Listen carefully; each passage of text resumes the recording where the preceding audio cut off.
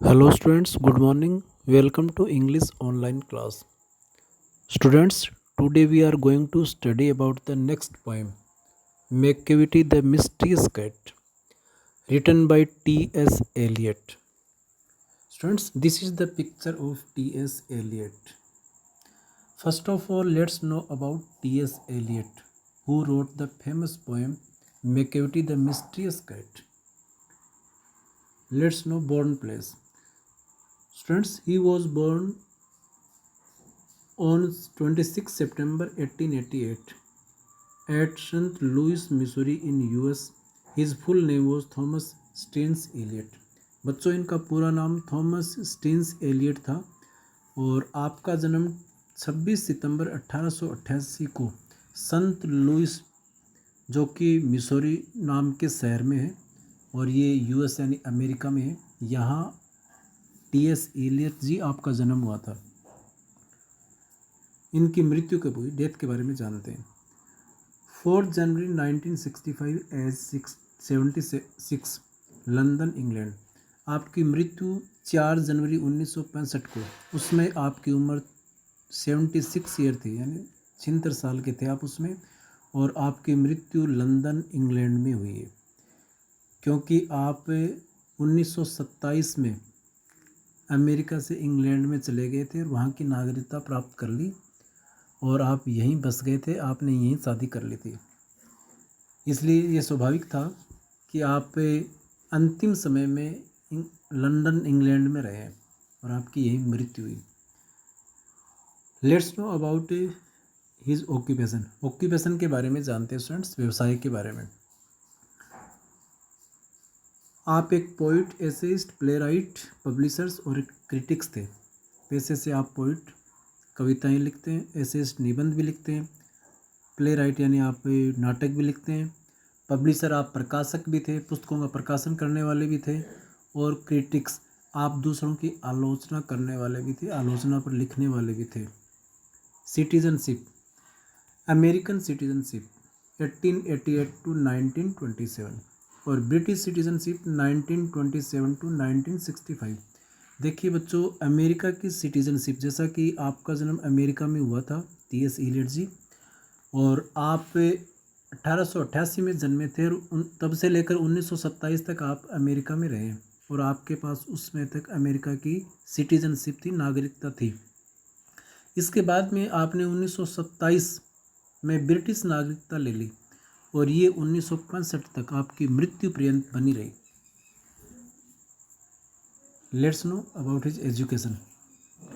AB in philosophy, Harvard 1919 में Harvard university में आपने फिलोसफी से डिग्री की है, ग्रेजुएशन किया है, और इसके बाद में आपने पीएचडी कर्न इन फिलोसफी, हार्वर्ड 1915 टू 1916। आपने 1915 में फिलोसफी में पीएचडी किया है हार्वर्ड यूनिवर्सिटी में। अल्मा मैटर, जिसके बारे में मैंने आपको बता दिया, इनकी शिक्षा दीक्षा हार्वर्ड यूनिवर्सिटी से हुई है।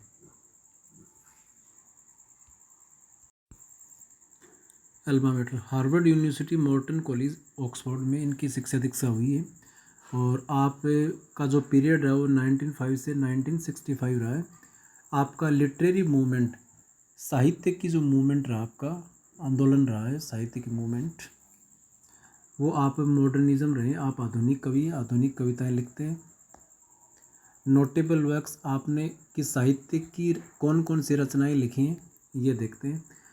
आपने साहित्य की रचनाओं में देखो लॉन्ग सॉन्ग ऑफ जे ओल्फ्रेड प्रीफ्रॉक, जो कि आपने 1915 में लिखी है। इसके बाद में आपने द वेस्टलैंड 1922 में लिखी है, ये इसकी कृति की रचना की है। इसके बाद में आपकी अगली कृति है फोर क्वार्टेट्स, जो कि आपने 1945 में लिखी है, ये इसकी रचना की है। मर्डर इन कैथेड्रल इन 1935 और 1935 में आपने कैथेड्रल में जो मर्डर हुआ उसके बारे में लिखा है। नोटेबल अवार्ड्स, आपको अवार्ड कौन कौन से मिले हैं। नोबेल प्राइज़ इन लिटरेचर 1948, 1948 में साहित्य की रचना के लिए इनको नोबेल प्राइज़ सम्मान से अलंकृत किया गया है या सम्मानित किया गया है। ये 1948 में आपने ऑर्डर ऑफ मेरिट की रचना की है, जिसके लिए आपको 1948 में नोबेल प्राइज़ से सम्मानित किया गया है यहाँ की सरकार के द्वारा।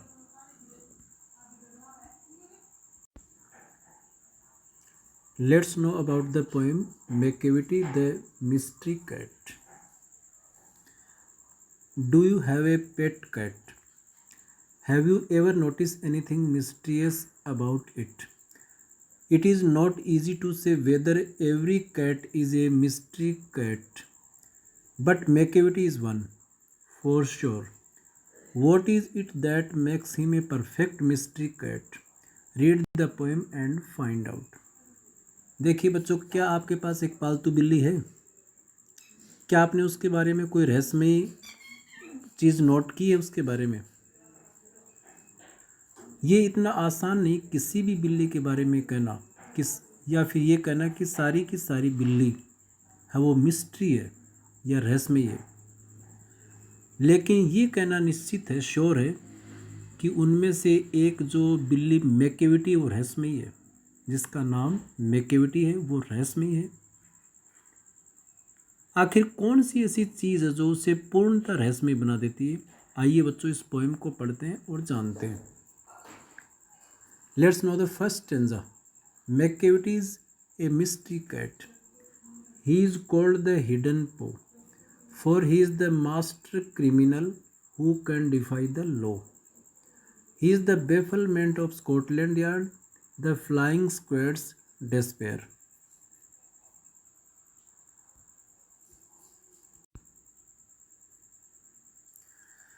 Students, in this stanza the poet describes a mystery cat. It stands for the hidden paw, a symbol of crime and cruelties. That is Napoleon. The cat is a mysterious figure. Even the famous detective agencies like Scotland Yard and the Flying Squad group of police officers in England are not able to find it out. He is the master criminal who defies any law. He is the cause of bafflement to the detective agencies like Scotland Yard, Flying Squad. He is too clever to be caught by anyone. When they reach the place of crime, the mysterious cat is not there. Students, here is a new word, despair. Despair means hopelessness, निराशा। देखिए बच्चों, इस stanza में कवि है वो एक mysterious cat के बारे में वर्णन करता है, और ये एक इसे हिडन पा कहा गया है, जो कि एक अपराध और अत्याचारों का प्रतीक है। और ऐसा प्रतीत होता है कि कवि नेपोलियन के बारे में बात कर रहा है, जो कभी फ्रांस के शासक हुआ करते थे, जो आर्मी के इंचार्ज हुआ करते थे, और उन्होंने अपने आर्मी के बलबूते पर बहुत सारे देशों पर अटैक किया है, यहाँ तक कि उन्होंने मिस्र पर भी अपना राज किया है। और इसके अलावा यूरोप महाद्वीप, ऑलमोस्ट पूरे यूरोप महाद्वीप में अपनी जीत का परचम लहराया है, लेकिन वाटरलू के युद्ध में ये हार जाते हैं और ये इनकी अंतिम हार होती है। ऐसा माना जाता है कि विश्व इतिहास में इनके द्वारा बहुत सारे युद्ध लड़े गए हैं, और इनमें से कुछ ही ऐसे युद्ध हैं जो इन्होंने हारे हैं, बाकी सब में विजय प्राप्त किए। ओके स्टूडेंट्स, तो ये नेपोलियन बोनापार्ट को एक मिस्टीरियस कैट बताते हैं।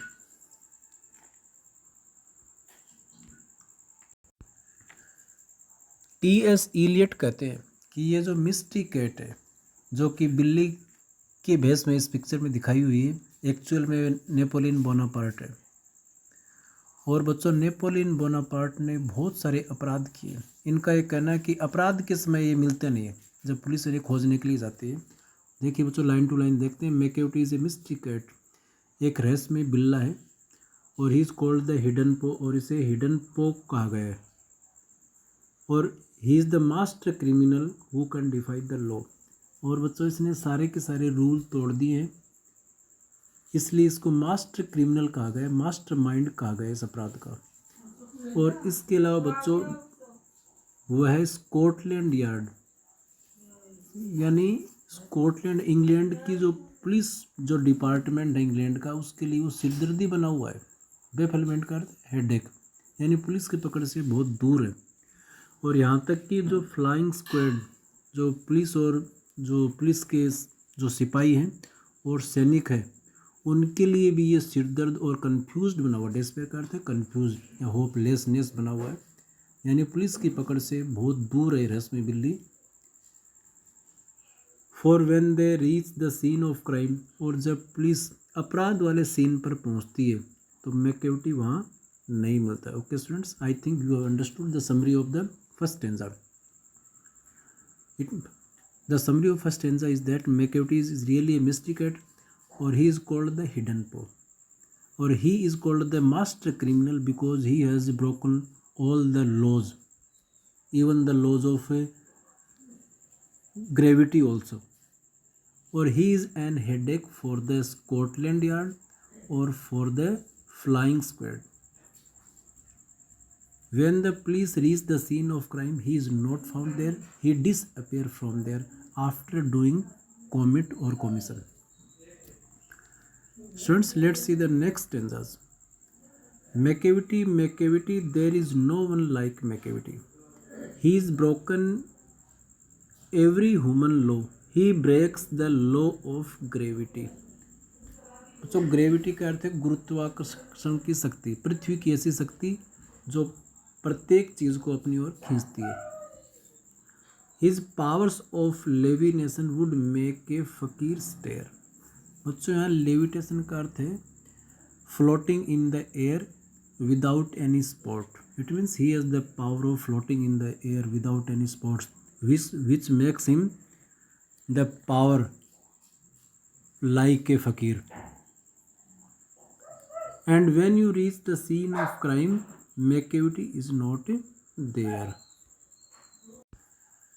Students, actually, no one is like Macavity. He has broken the law of gravity. He has the power to rise or float in the air, which make him a power of like a fakir.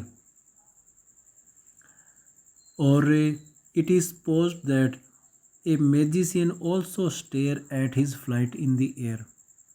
Students, it is said that he may be searched in the basement, he can be seen in the basement, he can be looked him in the sky, but after doing crime he is found nowhere.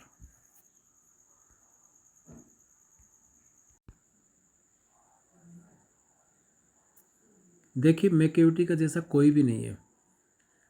He is broken every human law, he breaks the law of gravity. उसने सारे के सारे मानव के बनाए हुए नियम तोड़ दिए और इसके अलावा उसने ग्रेविटी का रूल भी तोड़ दिया है, गुरुत्वाकर्षण की शक्ति का, क्योंकि उसके पास इतनी शक्ति है कि वो बिना किसी सपोर्ट के आकाश में भी उड़ता है, हवा में भी उड़ता रहता है। और उसकी इसी शक्ति ने उसे फ़कीर का जैसा बना दिया है। जैसे मानो कि फ़कीर जैसी, ऐसा माना जाता है कि फ़कीर के पास बहुत तक शक्ति और ताकत होती है। And when you reach the scene of crime, Macavity is not there. Actually, when the police reach the scene of crime, Macavity is not found there, or he disappear from there. He never stop at the scene of crime, or he is really an headache for the police of London, or for the Scotland Yard, or for the flying squads. He is actually not found there. You may seek him in the basement. Basement में तहखाना. You may look up in the air. But I tell you once and once again, Macavity is not there. देखिए बच्चों, आप उसे तहखाने में भी देख सकते हैं, आप उसे हवा में देख सकते हैं, लेकिन मैं आपको एक बार फिर बताता हूँ कि Macavity वहाँ नहीं मिलता। Students, now the next stanzas.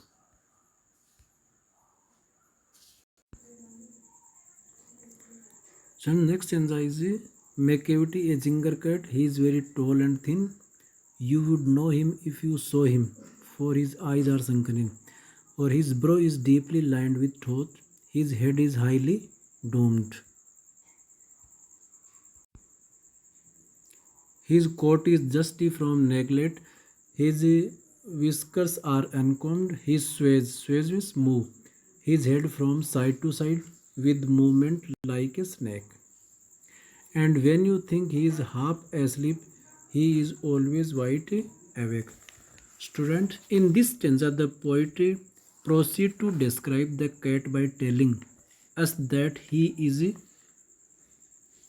brown in color, very tall and thin in body.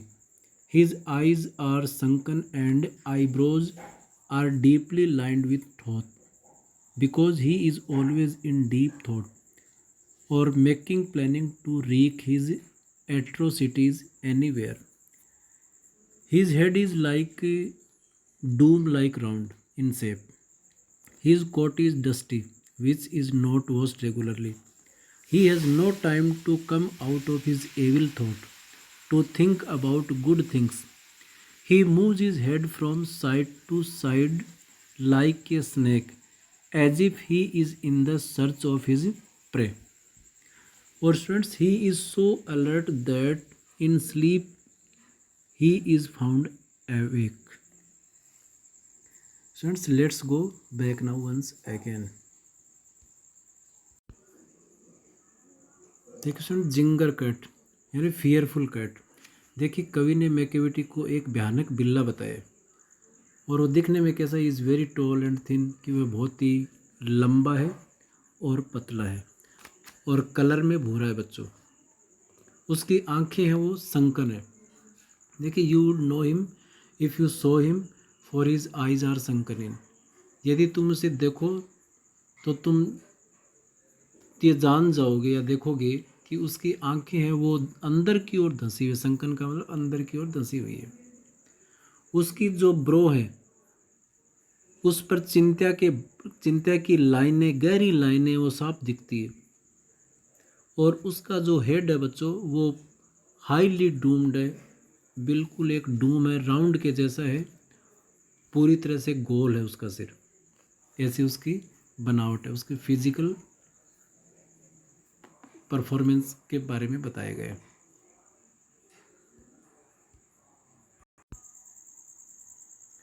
Since his coat is dusty from neglect, it means his coat is full of dust, which is not washed regularly, or his whiskers are uncombed, which is not combed,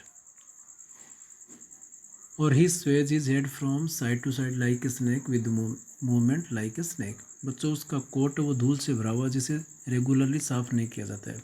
उसके जो मूछ हैं वो अनकॉम्ड, कंघी नहीं की हुई, यानी उसे भी रेगुलरली कंघी नहीं किया जाता।